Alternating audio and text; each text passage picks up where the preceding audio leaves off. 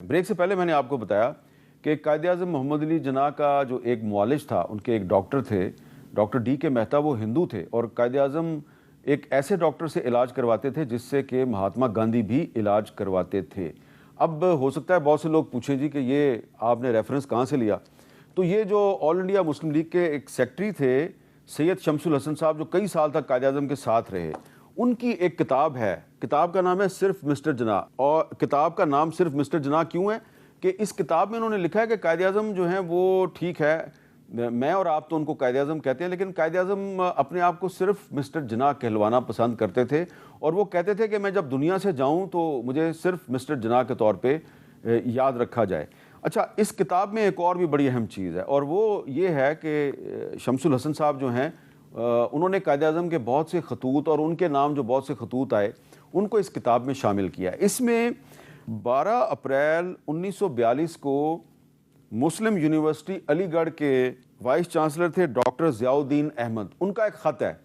اور ڈاکٹر ضیاء الدین احمد صاحب جو ہیں وہ قائد اعظم کو یہ پیشکش کر رہے ہیں، ان کو انفارم کر رہے ہیں کہ ہم نے آپ کو ڈاکٹریٹ کی اعزازی ڈگری دینے کا فیصلہ کیا، تو آپ ہمیں کوئی ٹائم دیں، ہم آپ کو اپنی یونیورسٹی میں بلائیں گے تو ہم آپ کو ڈاکٹریٹ کی اعزازی ڈگری دیں گے۔ اب دیکھیں یہ بات کب ہو رہی ہے؟ 1942 میں۔ قائد اعظم نے پہلے تو ان کا خط اگنور کیا، جب انہوں نے ریمائنڈر بھیجا تو قائد اعظم نے پھر ان کو ایک جوابی خط لکھا، اور اس میں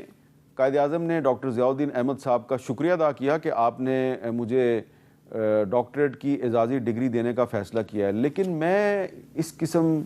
کے جو اعزازات ہیں وہ وصول کرنے پہ یقین نہیں رکھتا۔ اب یہ دیکھیں، آج کل آپ نے دیکھا ہوگا کہ بہت سی یونیورسٹیاں جو ہیں وہ کچھ بڑی بڑی مشہور شخصیات جو عام طور پہ حکومت کے بڑے بڑے عہدوں پر فائز ہوتی ہیں، یا جنہوں نے کوئی اپنی زندگی میں اہم کام کیا ہوتا ہے، تو وہ ان کو عزت دینے کے لیے ان کو ڈاکٹریٹ کی اعزازی ڈگری دیتے ہیں۔ لیکن قائد اعظم کو جب ڈاکٹر ضیاء الدین احمد صاحب نے ڈاکٹریٹ کی اعزازی ڈگری دینے کی پیشکش کی تو قائد اعظم نے شکریہ ادا کیا اور معذرت کر لی۔ تو یہ ایک قائد اعظم کی جو شخصیت ہے اور ان کے کردار کا ایک پہلو ہے کہ وہ کہتے تھے کہ بھائی جب میں ڈاکٹر آف لا نہیں ہوں تو میں کیوں ڈاکٹریٹ کی اعزازی ڈگری لوں۔ اس کے علاوہ میں آپ کو یہ بھی بتانا چاہتا ہوں کہ یہ اس قسم کا کردار ہے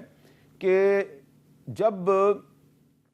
ان کو خریدا تو جا نہیں سکتا تھا، اور اس حوالے سے میں آپ کو علامہ اقبال کے کچھ الفاظ میں آپ کو بتانا چاہتا ہوں کہ علامہ اقبال اور قائد اعظم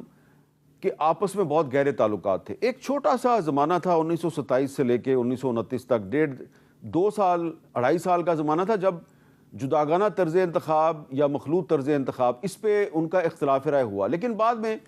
ان دونوں کی آپس میں اختلافات ختم ہو گئے، اور قائد اعظم اور علامہ اقبال جو ہیں وہ انہوں نے مل کر جدوجہد کی، بلکہ یہاں تک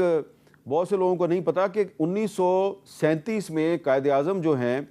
وہ لاہور آئے اور انہوں نے آ کے علامہ اقبال سے درخواست کی کہ آپ پنجاب مسلم لیگ کے صوبائی صدر بن جائیں، کیونکہ مسلم لیگ کو کسی ایسی شخصیت کی ضرورت ہے جو کہ مسلم لیگ کو پنجاب میں آرگنائز کرے۔ تو قائد اعظم کی فرمائش پر شاعر مشرق علامہ اقبال پنجاب مسلم لیگ کے صدر بنے، اور 1937 کا جو الیکشن لڑا پنجاب مسلم لیگ نے، اس کی جو ساری کمپین تھی وہ علامہ اقبال نے تیار کی تھی۔ مقصد صرف یہ تھا کہ مسلم لیگ کو آرگنائز کیا جائے۔ اب قائد اعظم اور علامہ اقبال کا جو آپس میں قریبی تعلق تھا، تو اس کی وجہ سے ایک وقت آیا کہ جب قائد اعظم کے بارے میں کچھ لوگوں نے ڈاؤٹس کریٹ کرنے شروع کیے کہ قائد اعظم جو ہیں شاید وہ جو تحریک پاکستان ہے اس کو انجام سے دوچار نہ کر سکیں، تو اس زمانے میں یہ ایک کتاب ہے جو کہ اقبال اور قائد اعظم، اس کتاب کا نام ہے، اور اس کتاب میں علامہ اقبال کے قائد اعظم کے نام وہ خطوط شامل ہیں جو کہ خود علامہ اقبال کی وفات کے بعد قائد اعظم نے شائع کروائے۔ تو اس کتاب میں جو احمد سعید صاحب ایک محقق تھے، استاد تھے، انہوں نے یہ کتاب لکھی ہے، انہوں نے اس میں کچھ مزید جو تحقیق ہے اس کو شامل کیا ہے، اور یہ بتایا ہے کہ قائد اعظم کی جو سب سے بڑی خوبی تھی اس کو علامہ اقبال نے کیسے بیان کیا۔ علامہ اقبال سے کسی نے پوچھا کہ وہ کون سی خوبی ہے جو آپ کو قائد اعظم میں نظر آتی ہے، تو علامہ اقبال نے انگریزی میں کہا ہی از انکرپٹیبل اینڈ انپرچیزیبل، کہ وہ بالکل کرپشن سے دور ہیں، کوئی ان کو کرپٹ نہیں کر سکتا اور ان کو کوئی خرید نہیں سکتا۔ اب یہ بات علامہ اقبال نے جو کہی یہ 1936 میں کہی تھی۔ اس کے کچھ سال کے بعد جب قیام پاکستان بہت قریب آ گیا تو مہاتما گاندھی نے قائد اعظم کو پاکستان کے مطالبے سے دستبردار کرانے کے لیے ان کو ایک پیشکش کی کہ ایسے کریں کہ آپ پاکستان کا مطالبہ چھوڑ دیں تو ہم جو آپ کو متحدہ ہندوستان ہوگا، ہم اس متحدہ ہندوستان میں آپ کو وزیر اعظم کا عہدہ پیش کر دیں گے۔ اب یہ جو بات ہے یہ بہت سی کتابوں میں آپ کو نظر آئے گی، لیکن تحریک پاکستان کے ممتاز محقق اور بہت سی کتابوں کے مصنف ڈاکٹر صفدر محمود صاحب نے بھی یہ بات ایک پروگرام میں ہمیں بتائی تھی۔ سنیے انہوں نے کن الفاظ میں بتائی تھی۔ پرائم منسٹر بننے کی آفر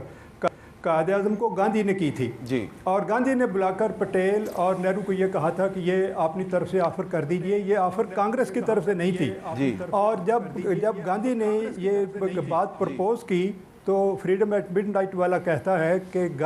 نہرو اور پٹیل دونوں کے چہرے لٹک گئے، منہ لٹک گئے، کیونکہ وہ تو خود وزیر اعظم کی پوزیشن پر نظریں لگائے بیٹھے تھے۔ لیکن اس سے پہلے قائد اعظم یہ بات کر چکے تھے کہ nothing less than Pakistan will be acceptable to اس۔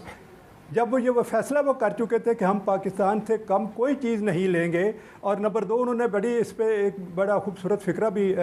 اس پہ کہا، آبزرویشن بھی دی۔ انہوں نے کہا کہ جی دیکھیے کل تک کانگریس جو ہم سے بات کرنے کو، ہمیں برابر کا تسلیم کرنے کو تیار نہیں تھی، آج ہمیں کہتی ہے وزارت عظمیٰ لے لو۔ جی، تو مطلب یہ میرا کہنے کا کہ اس لیے انہوں نے اس کو ریجیکٹ نہیں کیا تھا کیونکہ یہ خیال تھا کہ یہ ارینجمنٹ چل نہیں سکے گا یا کانگریس کی کوئی نیت ٹھیک نہیں وغیرہ وغیرہ۔ انہوں نے اس لیے کیا تھا کہ وہ پاکستان سے کم کسی اور چیز کو ایکسیپٹ کرنے کے لیے تیار نہیں تھے۔ تو یہ ڈاکٹر صفدر محمود صاحب نے آپ کو بتایا کہ قائد اعظم نے وزارت عظمیٰ کا عہدہ ٹھکرا دیا، پاکستان کی وزارت عظمیٰ نہیں، متحدہ ہندوستان کی وزارت عظمیٰ۔ آپ دیکھیں کہ آج پاکستان میں آپ کو بہت سے ایسے سیاستدان جو ہیں وہ ملتے ہیں جو کہ ایک وزارت کے لیے اپنی وفاداری تبدیل کر لیتے ہیں، لیکن جس قائد اعظم محمد علی جناح کو ہم بابا قوم کہتے ہیں، اس نے گاندھی صاحب کی پیشکش پر متحدہ ہندوستان کی وزارت عظمیٰ ٹھکرا دی، اور ڈاکٹر صفدر محمود صاحب نے یہ بات اپنی ایک نہیں کئی کتابوں میں تحریر کی۔